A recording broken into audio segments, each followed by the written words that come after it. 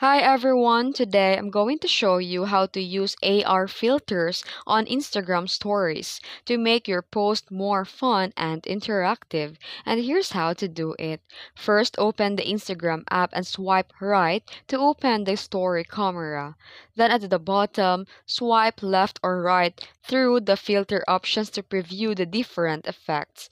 Then here you can explore whatever effects that you like and swipe all the way to the right, then tap Browse Effects. Then here you can use the search bar to find filters by name or category like makeup, games, or trending. You can tap a filter to try it and tap download icon to save it to your camera. And once applied, record your story and add any extra like text or stickers, then share it with your followers. And that's how easy it is to use filters on Instagram stories. If this video helped you, don't forget to like and subscribe for more social media tricks. Thanks for watching.